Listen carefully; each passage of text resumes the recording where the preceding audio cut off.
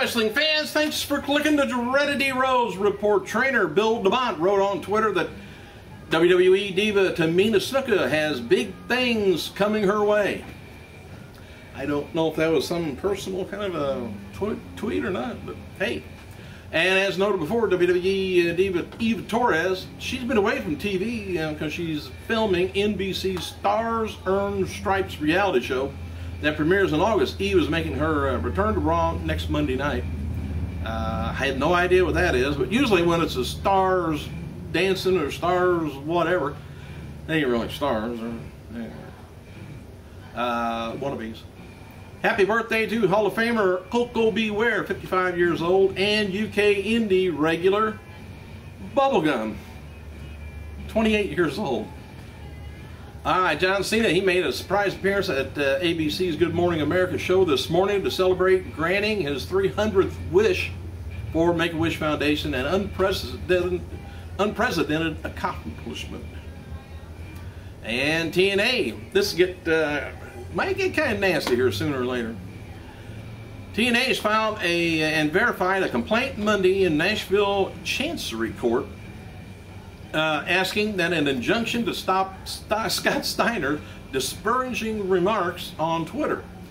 Nashville-based wrestling organization claims that Steiner remarks breached a contract that he signed in December 2010, and it specifically stipulates that he is forbidden from making public statements, including messages online concerning TNA or any of its employees, without prior approval. And apparently they didn't approve him bad-mouthing them. Said in blatant regard to the parties' agreement, Steiner has engaged in a concerted effort to disparage TNA, its wrestlers, and other talents, and cast them in a negative light. I mean, you know, they don't need no help.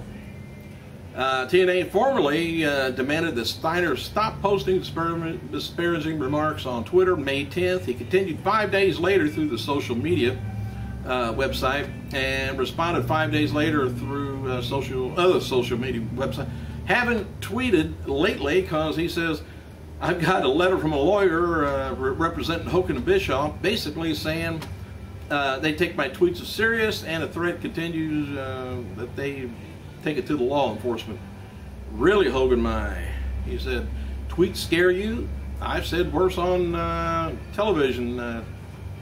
He said LOL after that. But anyway, if you ever notice, go back to some old interviews from Steiner. I mean, back when he had dark hair, he was always said what he wanted. TNA's lawsuit asked for a conjunctive relief due to Steiner's breach of contract. No hearing on the matter has been set since TNA isn't filed an order of injunction yet. It's also disclosed that filing that Scott Steiner was paid, by the way, $1,250 per pay-per-view performance during his time with TNA. Gotta let you know, what they're worth. So you could add up how many talents they have on there. That even, I know most of them don't get paid, that much, but you got a hell of a payroll there. All right, fueling rumors that WWE may have parted ways with Randy Orton, which don't believe that, as a result of his second violation of the talent wellness program. Former WWE talent Kenny Dykstra stated recently on Twitter that he believes John Cena is among those within the sports entertainment organization lobbying for the SmackDown wrestlers' termination. Doan belief that is based on Cena admitting to him in 2006 that he wanted Orton fired following his first wellness program infraction. We see the wonderful, cute, clever Cena out in front of the cameras. I just wonder how people really are behind the cameras. You ought to see me behind the cameras. Oh, hell. Hey, one WWE source said that while wrestling stars' relationship may currently be more amicable, Cena hated Orton, then due to a third-generation wrestler constantly calling out Cena for what he was. Younger talent believed that Cena also gained more political clout and assumed the hard-ass coach role in the vein of John Bradshaw Layfield, which he was notorious on ribbing people and just being mean. Orton, too, had leverage and stood up for himself against Cena. Meanwhile, Doan also exposes more of Cena's dirty laundry in a tell-all interview with Scoops.com after divulging details of his past relationship with Mickie James via Twitter. And while promoting an upcoming interview on the microblogging website, he mentioned Cena's wife, Elizabeth, who is embroiled in a divorce battle with the superstar. TMZ has a new article up about Cena's estranged wife, Liz, claiming Cena was cheating on her. And I wonder who with. Mickie. Liz's attorney, Raymond LaFool, tells TMZ that they've been getting tips that Cena was messing around while they were married, which, if true, could be grounds for Liz to challenge their prenup. We're definitely following up every lead relative to the unfaithfulness and before and after the separation. F4W Online, by the way, this is some more rumors. Let's get these damn rumors out. F4W Online reports that Del Rio clashed with upper-level management that one day and then threatened to quit. The company's sources say that Del Rio was frustrated with his standing and contemplated a departure. A second source said the incident wasn't as big a deal, but both sides were wrangling over contract matters. And the third source believes that the spat was in a combination of both. Del Rio has leverage now, but he has no issues with income. He could return to Mexico and be heralded as a former WWE star and son of the noted, luchador Don Carlos.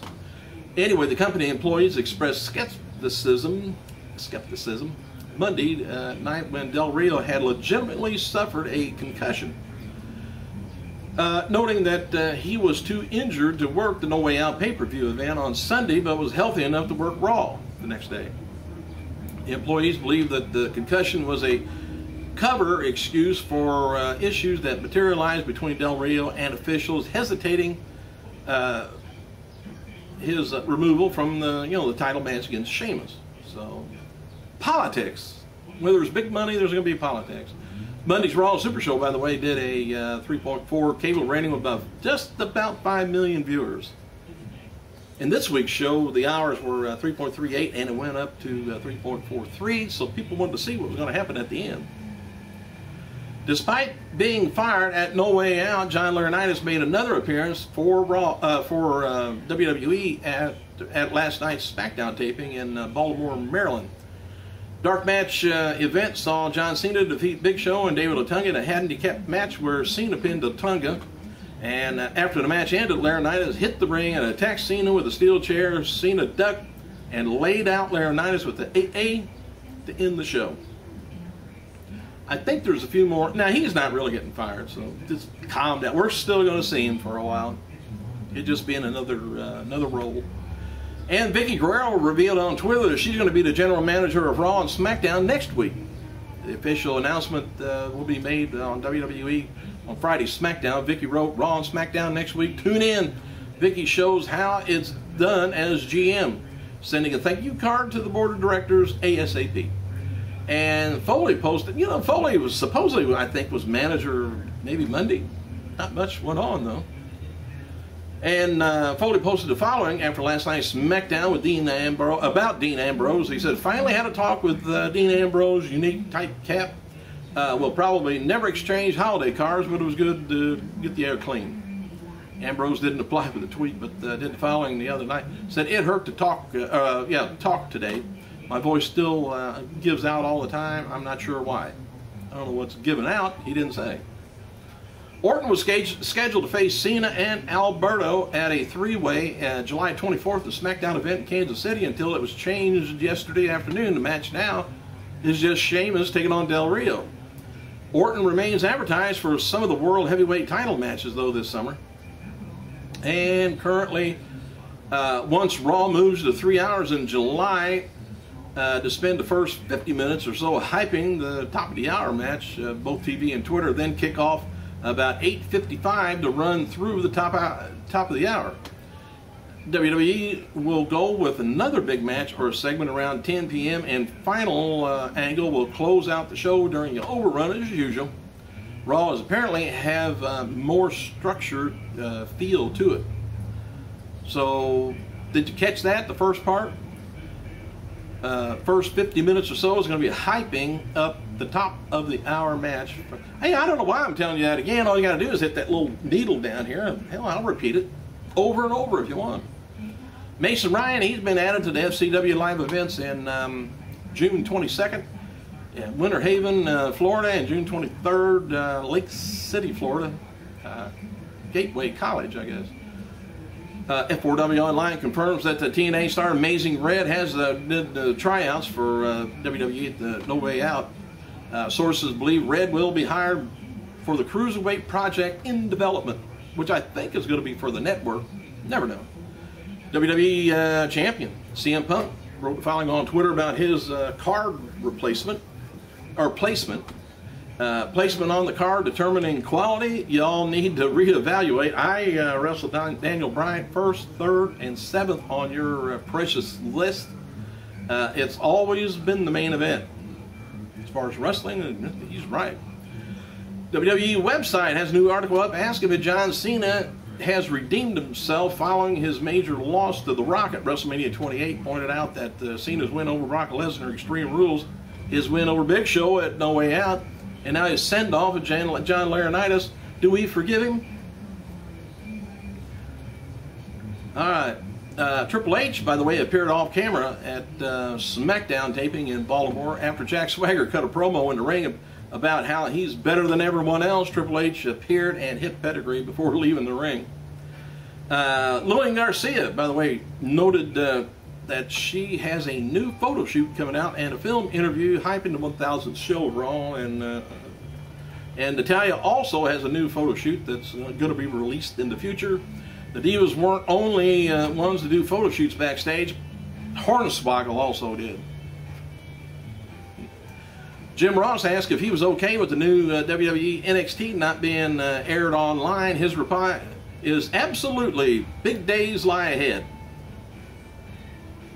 Or a big head lie a day. And as seen on Monday night, WWE Champion CM Punk did Snow Angels with Jimmy Fallon on a late night program. Snow Angels have been trending. It's just terrible how things trend.